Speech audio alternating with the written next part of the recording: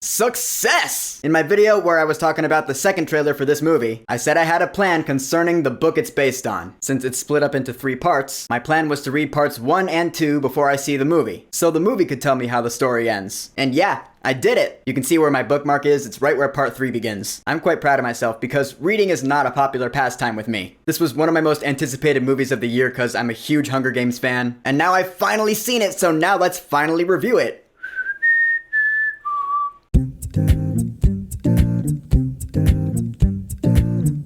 The Hunger Games, the Ballad of Songbirds and Snakes. So the Ballad of Songbirds and Snakes is a prequel set 64 years before the events of the first Hunger Games story, in which Coriolanus Snow is the president of Panem. This story focuses on him when he was 18, and it tells how he was shaped into the man he would eventually become. It's the 10th annual Hunger Games, and Corio, as he's called, along with 23 other Capital Academy students, have been chosen to be mentors for the Hunger Games tributes. Corio is matched up with Lucy Gray Baird, the girl from District 12, and from there the two of them form something of an interesting relationship, and now we have our story. Now, of course, I'm gonna do my very best to try not to compare this movie to what I've read of the book. I'm just gonna talk about this movie as a movie, because I feel like that's how it should be. Movies should stand on their own. And as a movie, The Hunger Games, The Ballad of Songbirds and Snakes, well, it's pretty damn good. Is it perfect? No, which is a bummer because I wanted to love this movie. I loved everything I've read in the book so far. But again, any complaints I have about this movie is not in comparison to the book. I'm not gonna say anything like, the book did this better. I'll save that for my spoiler talk. Now, the gripes I have are just about this movie as a movie. So take solace in that. Now, first off, the acting in this film was all around phenomenal, I thought. Tom Blythe as young Corio Snow. Again, I haven't seen this actor in anything else before. This is my first time seeing him in something. I thought he was great because Coriolanus Snow is a pretty complex character. Because even though he lives in the capital, and to some he can be seen as capital royalty, quote unquote, that doesn't mean his life is a bed of roses. He has struggles, he has his morals, but then he has his other goal which he really does care about, which might go against his moral compass. There is a constant internal struggle within him, and I felt Tom Blythe illustrated that very well. And a lot of this internal struggle comes from, well, Lucy Gray Baird. Played here by Rachel Zegler, and yeah, a lot of people say this, but I have to agree, this role was written for her. She is so good, man. I mean, I've loved Rachel Zegler since West Side Story, because she really was a find. She's got the acting talent in spades. She's got a killer singing voice. Point is, Rachel Zegler as Lucy Gray Baird stole the movie. Because Lucy Gray is just such an interesting character in that she's so different, so unique. I'd love to hang out with her and sing with her given the opportunity. She's one of my favorite characters in this whole thing. Other than that, Viola Davis as Dr. Volumnia Gall, whose name I mispronounced in my video on the trailer, I do apologize for that. She's awesome too, cause yeah, she's a dick. Oh my god, she's so malicious in this story. I don't want to give too much away, but her delivery of her lines, the way she carries herself, the way she looks. Again, I just think Viola Davis is one of the best actors in the business right now. And with this, she continues to be so. Cause she's scary. I don't know if she's as scary in this movie as she is as Amanda Waller, but still pretty intense. Lastly though, I gotta give all sorts of props to Josh Andres Rivera as Sejanus Plinth. He's another one of the Capital Academy students chosen to be a mentor. Not entirely thrilled with the idea of the Hunger Games. I already like this character in the book, but Rivera's performance really shows how good of an actor he is as well. In fact, I've got to say he was one of my favorite characters in this movie, and I wouldn't call him one of my favorite characters in the book. To me, I think Josh Rivera elevated Sejanus' character in like a really good way. Or if not elevated, he just did such a good job. It's really easy to feel bad for him in this story. I won't elaborate past that, but I'm just saying. Now, alright.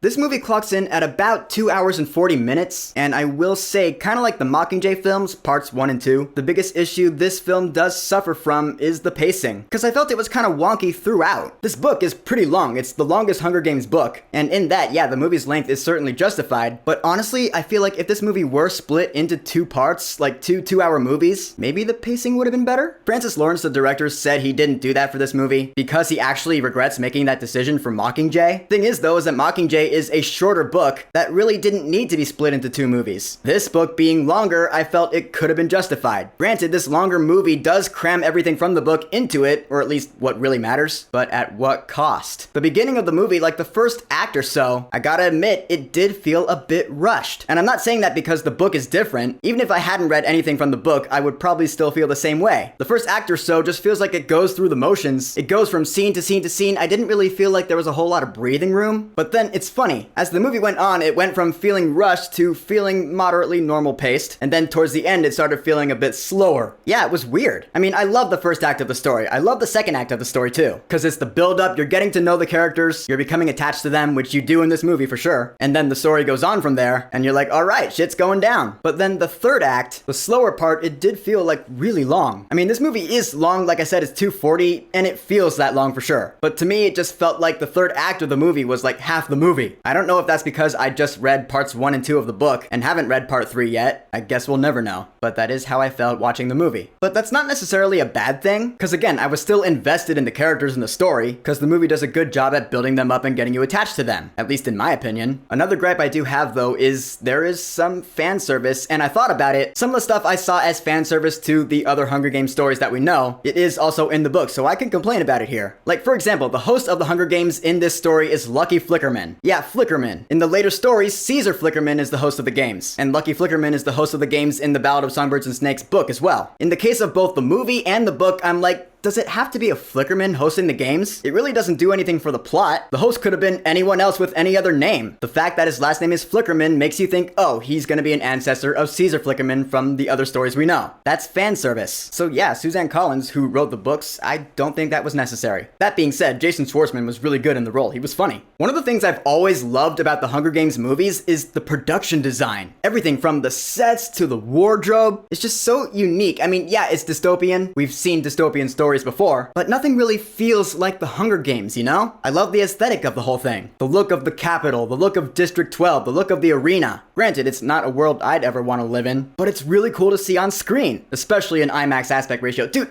what the fuck? There are scenes shot with IMAX cameras in this movie? I had no idea. That was such an awesome surprise. Like a lot, like half the movie. It was awesome. And the music. I've always loved the music from the Hunger Games movies. James Newton Howard's score. Once again, it's awesome in this movie. He brings back a lot of those themes that you remember, if you're a fan like me. I was humming along with it, but what's different this time around, first of all, there were no electronics used in the instrumentation for the score. That's awesome. That's a big plus in my book. But secondly, since we got Rachel Zegler as one of the lead characters, we're gonna have some songs in this movie. Lucy Gray Baird is a very musical person. This isn't a spoiler because it was shown in the trailers. She's got some songs to sing. Some are fun, most of them are more dramatic, and they're all awesome. I'm getting both the soundtrack and the score for this movie because I love it all. Guys, in the end, The Hunger Games, The Ballad of Songbirds and Snakes, I enjoyed it. I had a really good time with it. I love the characters, I love the acting, I do love the story, as complex and twisted and fucked up as it is. That's usually how it goes when you're providing backstory for a villain. I just felt that the pacing did take a hit in this movie. Yeah, I just couldn't help but notice that. It's a long movie, you feel the length of it. Whether or not that's a bad thing, well, that's up to you, but it ain't bad to me. I'm definitely looking forward to watching this movie again, and many more times. For The Hunger Games, The Ballad of Songbirds and Snakes, I will say, go see this movie while it's in theaters. So, The Hunger Games, The Ballad of Songbirds and Snakes. Have you seen it?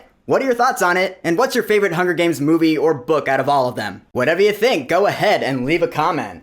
And of course, thank you for subscribing. Now, if you'll excuse me, I better get started on finishing this bad boy. The rest of my plan is I'm gonna finish the book, so when I make my spoiler talk, I can compare the movie to the book and it'll be a full in-depth analysis. It's gonna be fun, so look forward to that.